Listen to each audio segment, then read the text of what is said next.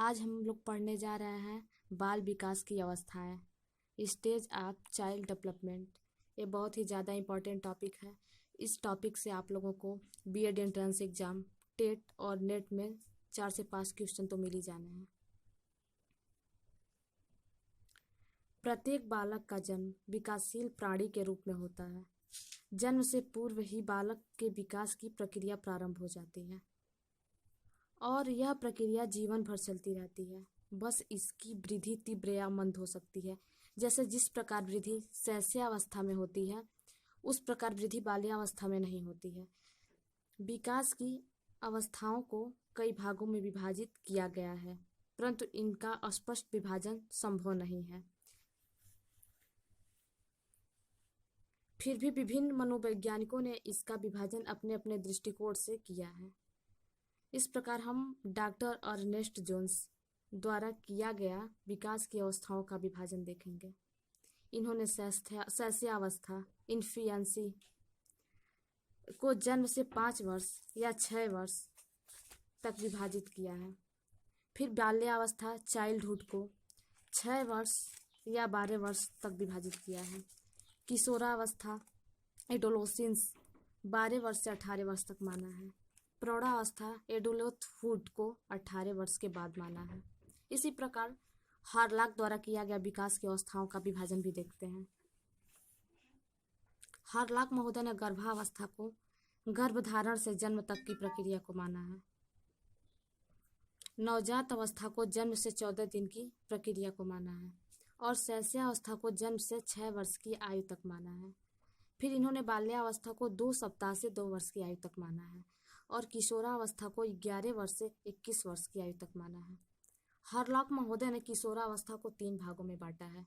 पूर्व किशोरावस्था में इन्होंने 11 से 13 वर्ष की आयु तक माना है।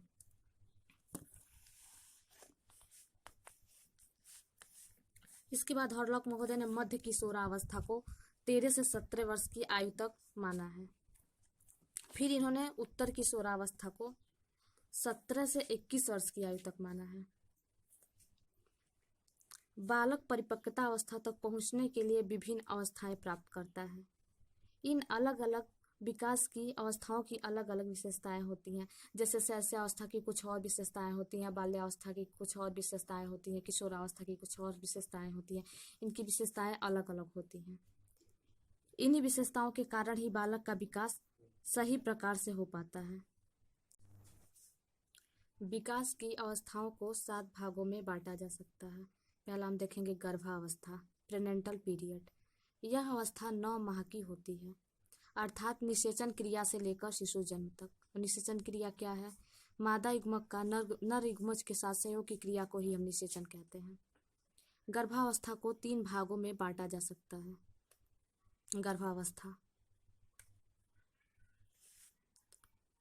डिंबावस्था जर्मिनल पीरियड, भ्रूणावस्था एम्ब्रियोनिक पीरियड, गर्भस्थ शिशु की अवस्था पीरियड ऑफ द फीट्स।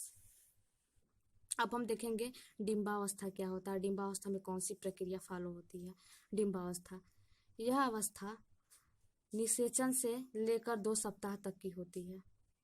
इस समय डिंब का आकार अंडानुमा होता है।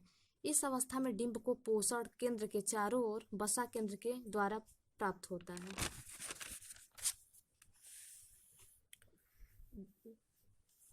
10 दिन के भीतर यह डिंब गर्भाशय की दीवार में चिपक जाता है।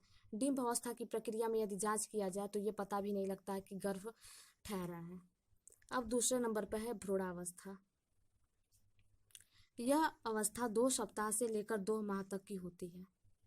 2 माह के अंत तक भ्रूण का भार 2 ग्राम तथा लंबाई 2 इंच हो जाती है। जो यहीं से क्वेश्चन नोट करेंगे हम लोग कि भ्रूण का भार 2 माह के अंत तक भ्रूण का भार कितना होता है, तो हम यहाँ पे क्लियर करेंगे कि 2 ग्राम भ्रूण का भार हो जाता है और इसकी लंबाई 2 इंच हो जाती है।